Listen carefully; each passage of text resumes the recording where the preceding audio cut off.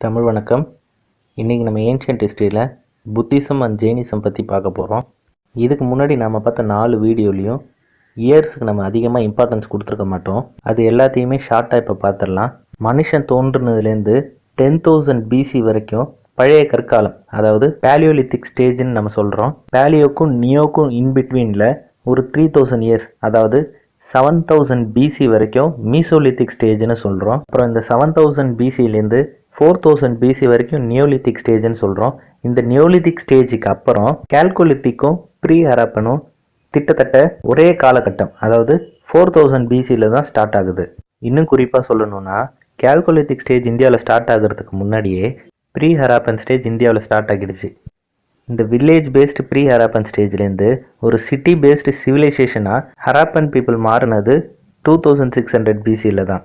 கிட்டத்தட்ட 600 இயர்ஸ், அதாவது 1900 BC வரைக்கும் தொடர்ந்த இந்த சிவிலைசேஷன் இயற்கை சீற்றங்களால் மறுபடியும் கிராம சார்பு நிலைக்கு இறங்கிடுச்சு. அதுக்கப்புறம் 1600 BC வரைக்கும் தொடர்ந்த போஸ்ட் ஹராப்பன் ஸ்டேஜ் ஆரியன் மைக்ரேஷனுக்கு அப்புறம் கம்ப்ளீட்டாக முடிஞ்சிடுச்சு. இதுக்கு அடுத்த காலகட்டம் தான் வேதிக் ஏஜ். இந்த வேதிக் ஏஜை 1600லேருந்து 1000 BC வரைக்கும் இயர்லி வேதிக்கணும், 1000லேருந்து 600 BC வரைக்கும் லேட்ரு வேதிக்கணும் கிளாசிஃபை பண்ணியிருந்தோம். அதுக்கப்புறமா பெரிய பெரிய ராஜ்யங்கள்லாம் உருவானதை மகஜனபதாஸில் பார்த்தோம். இந்த மகஜனபதாஸ் 600 BCலேருந்து 321 BC வரைக்கும் நடைபெற்றுச்சு. இந்த 600 BCன்றது இந்தியாவில் ரொம்ப ஒரு முக்கியமான காலகட்டம்னே சொல்லலாம். இந்த காலகட்டத்தில் ஆட்சி மாற்றங்கள் மட்டும் நடக்கலை, சமுதாயத்திலையும் மதத்திலையும் பெரிய மாற்றங்கள்லாம் ஏற்பட்டுச்சு. இது மாதிரியான மாற்றங்களால தான் இந்த நூற்றாண்டை ஒரு அதிசய நூற்றாண்டுன்னே குறிப்பிடுறோம். எரா ஆஃப் ரிலீஜியஸ் ரிவால்ட், அதாவது மத கிளர்ச்சிகளின் சகாப்தம்னு குறிப்பிடப்படுற இந்த 6ஆம் நூற்றாண்டில் கிட்டத்தட்ட ஒரு 62 புது ரிலீஜியஸ் செக்ட் உருவாச்சு. இதுக்கெல்லாம் என்ன காரணம்னு நம்ம பார்க்கும்போது, லேட்டர் வேதிக் பீரியடில் வேதிக் ரிலீஜன் எல்லாமே காம்ப்ளிகேட் ஆனதை நம்ம குறிப்பிட்டிருந்தோம். அதனால் சடங்கு சம்பிரதாயம் எல்லாமே மக்களுக்கு ஒரு சுமையாக தான் தெரிய ஆரம்பிச்சுது. அப்போ வாழ்ந்துட்டு இருந்த புரோகிதர்கள் எல்லாரும் தங்களை ஒரு பூலோக கடவுள் மாதிரி நினச்சி வாழ்ந்துட்டு இருந்தாங்க. இது மட்டும் இல்லாமல் வர்ணா சிஸ்டம், அதாவது ஜாதி முறையினால நிறைய ஏற்றத்தாழ்வுகளும் சமுதாயத்தில் ஏற்பட ஆரம்பிச்சுது. சாதாரண மக்கள் எல்லாரும் விவசாயத்துக்கு மாடுகளை பயன்படுத்திட்டு இருக்கும் போது மாடுகளை பலியிடுற வழக்கம் அந்த காலகட்டத்தில் இருந்ததுனால மக்கள் அதை வெறுக்க ஆரம்பித்தாங்க. அடுத்ததான் சாதாரண மக்கள் எல்லாம் பிராகிருதமும் புரோகிதர்கள் எல்லாம் சமஸ்கிருதமும் பேசிகிட்டு இருந்தது ஒரு வேற்றுமையை உருவாக்குச்சு. வேத மதத்தில் இருந்த தத்துவங்கள் எல்லாத்தையும் விட்டுட்டு புரோகிதர்கள் சடங்கு சம்பிரதாயத்தில் மட்டும் நிறையா கவனம் செலுத்துறதுனால வெத்து மூட நம்பிக்கைகளை எதிர்த்து அறிவானவங்க எல்லாம் கேள்வி கேட்க ஆரம்பித்தாங்க. இது மாதிரி சடங்கு சம்பிரதாயம் மொழி பழக்க வழக்கம் எல்லாத்துலேயும் மக்கள் வேறுபட்டதுனால நிறைய புது மதங்கள்லாம் உருவாக ஆரம்பிச்சுது. இந்த மத கோட்பாடுகளில் ரொம்ப முக்கியமான புத்திசம் அண்ட் ஜெயினிசத்தை பற்றி தான் இன்னைக்கு நம்ம வீடியோவில் பார்க்க போகிறோம். First Jainism. புத்த மதத்தை விட ஜெயின மதம் ரொம்ப பழமையானது. இந்த ஜெயினிசம் யாரோ ஒருத்தவங்களால தோற்றுவிக்கப்பட்டதில்லை. இதில் மொத்தம் 24 பேர் சம்மந்தப்பட்டிருக்காங்க. இந்த 24 பேரையும் 24 தீர்த்தங்கராசுன்னு குறிப்பிடுறோம். இதோட முதல் தீர்த்தங்கராசு யாருன்னு பார்த்தோம்னா ரிஷபதேவா. இவரை பற்றியான குறிப்புகள் வேதிக் லிட்ரேச்சரில் இருக்கிறதுனால தான் ஜெயின மதம் ரொம்ப பழமையானதுன்னு சொல்கிறோம். இந்த 24 தீர்த்தங்கராசில் ரொம்ப முக்கியமானவர் யாருன்னு பார்த்தோம்னா வர்தமான மகாவீரர் தான். மகாவீரர் தான் இவருக்கு முன்னாடி வாழ்ந்த 23 தீர்த்தங்கராஸ் சொன்னதையும் கோடிஃபை பண்ணி ஒரு கோட்பாடாக வெளியிட்டது. அடுத்ததான் மகாவீரரை பற்றி கொஞ்சம் பார்ப்போம். மகாவீரரோட உண்மையான பெயர் வர்தமானா. இவர் 540 BCயில் பிறந்தார். வைஷாலியில் இருக்கிற கூடல் கிராமா என்ற ஊரில் இவர் பிறந்தார். இவர் பிறப்பால் ஒரு சத்திரியர். இவர் நத்ரிகா கிளானை சேர்ந்தவர். இவரோட அப்பா பேர் சித்தார்த்தா, அம்மா பேர் த்ரிஷாலா. மேக்சிமம் ஜெயின்ஸ் எல்லாம் இவர் யசோதான்ற பெண்ணை மணந்து இவருக்கு பிரியதர்ஷிகான்ற குழந்தை பிறந்துச்சுன்றதை நம்புகிறாங்க. ஆனால் மகாவீரர் திருமணம் பண்ணிக்கலன்னு சில பேர் நம்புகிறாங்க. வர்தமானர் உபயோகப்படுத்தின மொழி அர்த்த மகதியும் பிராகிருத்தம். இவர் 30 வயசில் வீட்டை விட்டு கிளம்பி மகா கோஷலா கிட்ட சீடரா சேர்ந்துடுறாரு. அவர் கூட 6 வருஷம் இருந்ததுக்கு அப்புறம் 36 வயசுல தனியா துறவரம் பூண்டுறாரு. அடுத்த 6 வருஷத்துல, அதாவது அவரோட 42வது வயசுல கைவல்யான்னு சொல்லப்படுற என்லைட்மெண்ட், அதாவது ஞான நிலையை அடைஞ்சிடுறாரு. மகாவீரரை பின்பற்றுறவங்கள ஜினா இல்லைன்னா ஜெயினான்னு குறிப்பிடுறாங்க. இவர் 72 வயசுல பாவபூரின்ற இடத்துல இறக்குறாரு. இவரோட இறப்பை மகா கைவல்யான்னு சொல்லுவாங்க. மகாவீரரோட தத்துவங்கள்ல முதல்ல நம்ம பார்க்க போறது 5 டாக்ட்ரின்ஸ், அதாவது 5 கோட்பாடுகள். ஃபர்ஸ்ட் சத்யா, அதாவது உண்மை. அடுத்தது அஹிம்சா, அதாவது நான் வயலன்ஸ். தேர்ட் அஷ்டியா, அதாவது திருடாம இருக்கிறது. ஃபோர்த்து அபரிகிரகா, அதாவது சொத்துக்கள்லாம் தவிர்த்து எந்த உடமையும் இல்லாம வாழறது. கடைசியா பிரம்மச்சரியா, அதாவது திருமணம் பண்ணிக்காம இருக்கிறது. அடுத்தது 3 ரத்னாஸ். இதுல ஃபர்ஸ்ட் ரைட் நாலேஜ், அதாவது நல்ல காமன் சென்ஸ் இருக்கிறது. செகண்ட் ரைட் ஃபெய்த், அதாவது நம்ம மேலேயும் கடவுள் மேலேயும் வைக்க வேண்டிய நம்பிக்கை. கடைசியா ரைட் ஆக்ஷன், அதாவது எந்த பாவத்தையும் தராத ஒரு நல்ல செயல்களை செய்யறது. ஜெயினிசத்தை பொறுத்த வரைக்கும் 2 முக்கியமான கான்செப்ட்ஸ் தான். ஒன்னு ஜீவா, இன்னொன்னு அஜீவா. ஜீவானா சோல். ஜெயினிசத்துல எல்லா சோலுக்கும் ஒரு பர்பஸ் இருக்குன்னு நம்புறாங்க.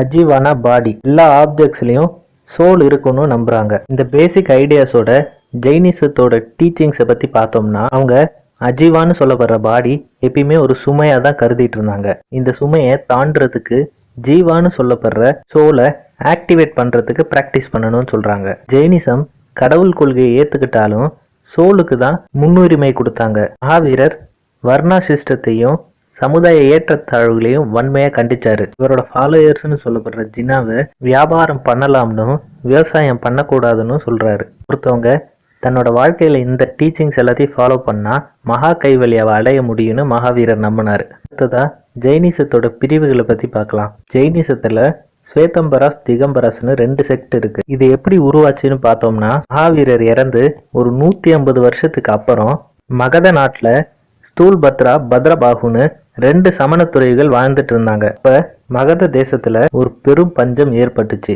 அந்த சமயத்துல பத்ரபாகு கீழே கர்நாடகாவுக்கு புலம்பெயர்ந்து வராரு. கொஞ்ச காலம் இங்க தங்கி சமணத்தை பரப்பின அவரு திரும்ப மகத தேசத்துக்கு போனாரு. அப்போ அங்க இருந்த ஸ்தூல்பத்ராவும் அவரோட சீடர்களும் வெண்மையான உடை அணிஞ்சிருக்கிறத பார்த்து ஆச்சரியப்பட்டார். இது வரைக்கும் உடைகளை துறந்தாதான் சமண துறவின்னு சொல்லிட்டு இருந்தவங்க உடை அணிஞ்சிருக்கிறத பார்த்து 2 தரப்புக்கு இடையில சண்டை ஏற்பட்டுச்சு. அப்போ சந்திரகுப்தர் தலைமையில கிட்டத்தட்ட 300 BC கிட்ட ஒரு ஜெயினிஸ்ட் கவுன்சில் தொடங்குச்சு. இந்த கவுன்சில்ல தான் ஒயிட் ட்ரெஸ் போட்டிருக்க எல்லாரும் ஸ்வேதாம்பராசனும், ட்ரெஸ் போடாம இருக்கிறவங்க எல்லாரும் திகம்பராசனும் முடிவு பண்ணாங்க. இது மட்டும் இல்லாம அமோகர் மந்த்ரா, மகாவீரோட திருமணம், பெண்கள் மகா கைவல்யா அடையிறது, வச்சிருக்கிற திங்ஸ்னு சில மாற்றங்கள்ல 2 பேருக்குள்ள ஏற்பட்டுச்சு. அடுத்ததா ஜெயினிஸ்ட் கவுன்சில். ஃபர்ஸ்ட் கவுன்சில் பாடலிபுத்ராலையும் செகண்ட் கவுன்சில் வல்லாபிலையும் நடந்தது. ஜெயினிசத்துக்கு அப்புறம் நம்ம பார்க்க போறது புத்திசம். மகாவீருக்கு முன்னாடி 23 தீர்த்தங்கரஸ் வாழ்ந்தாங்கன்றதை நம்ம பார்த்தோம். ஆனா புத்திசத்துக்கு கௌதம புத்தர் தான் முதல்ல ஒரு வடிவம் கொடுத்தது. புத்தரோட உண்மையான பேரு சித்தார்த்தா. இவர் 563 BCல லும்பினி என்ற கிங்டம்ல சாக்கியா கிளான்ல பிறந்தாரு. இவர் பிறப்பால ஒரு சத்திரியர். இவரோட அப்பா பேரு சுதோதனா, அம்மா மாயா. இவரோட வைஃப் யசோதரா. இவருக்கு ஒரு பையன் இருந்தாரு, அவர் பேர் ராகுலா. புத்தர் பேசின மொழி மகதி அப்புறம் பாலி. இவர் 29 வயசுல தன்னோட வீட்டை விட்டுட்டு துறவரத்துக்கு போயிட்டாரு. இவரோட குரு அர்த்த காலமா ருத்ரகான்னு 2 பேர். புத்தர் அவரோட 35வது வயதுல நிர்வாணான்னு சொல்லப்படுற என்லைட்மெண்ட்டை அடைஞ்சாரு. புத்தரோட ஃபாலோவர்ஸை பிக்கூஸ், பிக்குனின்னு சொல்லுவாங்க. புத்தர் அவரோட 80வது வயதுல குஷி நகரான்ற இடத்துல இறந்துட்டாரு. இவரோட இறப்பை மகா பரி நிர்வாணான்னு சொல்லுவாங்க. புத்திசம் சம்பந்தமான லிட்ரேச்சர் டெக்ஸ்ட்லாம் என்னென்னு பார்க்கும்போது சுட்ட பிட்டகா, இதுல புத்தரோட லெக்சர்ஸ் எல்லாமே இருக்கும். அபிதம பித்தகா, இதுல இந்த லெக்சர்ஸோட எக்ஸ்பிளனேஷன்ஸ்லாம் இருக்கும். வினய பிட்டகா, இதுல துறவிகள் கடைபிடிக்க வேண்டிய ரூல்ஸ் அண்ட் ரெகுலேஷன்ஸ் பத்தி இருக்கும். கடைசியா ஜாதகாஸ், இதுல புத்தர் சம்பந்தமான புராண கதைகள்லாம் இருக்கும். புத்தரோட வாழ்க்கையில் நடந்த சில ஈவெண்ட்டும் அதுக்கான பெயர்களும் அதோட சிம்பிள்ஸும் இருக்கு. உதாரணத்துக்கு அவர் என்லைட்மெண்ட் அடைஞ்சதை நிர்வாணான்னு சொல்லுவாங்க. இதை குறிக்கிறதுக்கு போதி மரத்தை பயன்படுத்துவாங்க. அடுத்ததா புத்திசத்தோட பிலாசபி பத்தி பார்க்கும்போது அவரோட 4 நோபல் ட்ரூத்ஸ் தான் ஃபர்ஸ்ட் சொல்லணும். இதுல முதல்ல world is full of sorrow, அதாவது உலகமே துன்பத்தால் நிறைந்ததுன்னு சொல்லியிருப்பாரு. 2வது ஆசை தான் இந்த துன்பத்துக்கெல்லாம் காரணம்னு சொல்லியிருப்பாரு. 3வதா இந்த துன்பத்தை எல்லாம் நிறுத்த முடியும்னு அவர் நம்பினார். 4வதா இந்த துன்பத்தை எல்லாம் நிறுத்துறதுக்கு 8 ஃபோல்ட் பாத்துன்னு சொல்ற அஷ்டதிக மார்க்கா உதவுன்னு கண்டுபிடிச்சாரு.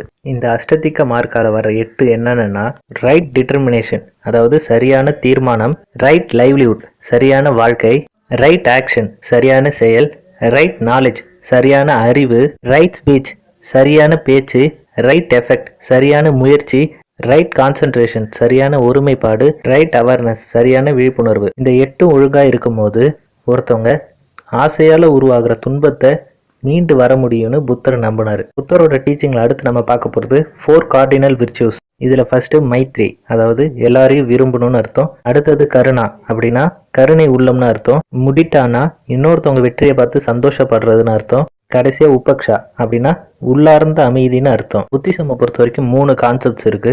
ஃபர்ஸ்ட் புத்தானா ஒரு தலைவன் அர்த்தம். அடுத்தது சங்கா, ஒரு கூட்டம், அதாவது ஒரு ஆர்கனைசேஷன் அர்த்தம். அடுத்தது தம்மானா தர்மம்னு அர்த்தம். இந்த புத்திசத்தோட பேசிக் பிலாசபிஸை வச்சுக்கிட்டு டீச்சிங்ஸை பற்றி பார்ப்போம். புத்தரோட பிலாசபியை பொறுத்த வரைக்கும் தவறு செய்யறது மனித இயல்புன்னு ஏற்றுக்கிட்டு அந்த தவறை உணரும் போது அதை ஓவர் கம் பண்ண முடியுன்றத நம்புறது தான். மகாவீரர் போல இவரும் வர்ணா சிஸ்டத்தையும் வேத கலாச்சாரத்தையும் கடுமையாக எதிர்த்தவர். ஆனால் புத்தர் சோல் கான்செப்டை ஏற்றுக்கல. புத்தர் அவரோட சீடர்கள்கிட்ட வியாபாரமும் விவசாயமும் பண்ணலான்னு அறிவுறுத்தினாரு. புத்தரோட சில முத்திரைகளா கருதப்படுற அபயா, தியானா, பூமி ஸ்பர்சா, விட்டார்கா, தர்ம சக்கரான்ற சில முத்திரைகள்லாம் இந்த போட்டோஸ்ல இருக்கு. புத்திசத்தை பொறுத்த வரைக்கும் இதுல ஹீனயானா, மகாயானான்னு 2 பிரிவுகள் இருக்கு. இது ரெண்டுத்துக்கும் ஒரு முக்கியமான வேற்றுமை தான் இருக்கு. மகாயானால புத்தரை கடவுளா கருதுவாங்க. ஹீனயானால புத்தரை ஒரு ஆசிரியரா மட்டும்தான் கருதுவாங்க. மகாயான துறவிகள் காவி உடையையும் ஹீனயான துறவிகள் மஞ்சள் உடையும் தான் அணிவாங்க. இது மட்டும் இல்லாம மகாயானாவை சேர்ந்தவங்க புத்தரோட உருவ வழிபாடு கொண்டவங்க. அதுவே ஹீனயானால சேர்ந்தவங்க புத்தரோட சிம்பிள்ஸ், அதாவது குறியீடுகளை தான் வழிபடுவாங்க, இமேஜஸை கிடையாது. அடுத்ததா Buddhist councils. First Buddhist council பற்றி நம்ம மகாஜன பதாசில் அஜாத சத்ருலே பார்த்துருப்போம். அதே மாதிரி செகண்ட் புத்திஸ்ட் கவுன்சில் வைஷாலியில் காலோஷோகா தலைமையில் நடந்தது. தேர்ட் புத்திஸ்ட் கவுன்சில் பாடலிபுத்ரால அசோகா தலைமையில் நடந்தது. 4th புத்திஸ்ட் கவுன்சில் கனிஷ்கா தலைமையில் குண்டலவனால நடந்துச்சு. புத்திசம் அண்ட் ஜெயினிசம் சம்மந்தமாக உங்களுக்கு வேறு ஏதாவது சந்தேகங்கள் இருந்தால் கமெண்ட்ஸில் தெரியப்படுத்துங்க.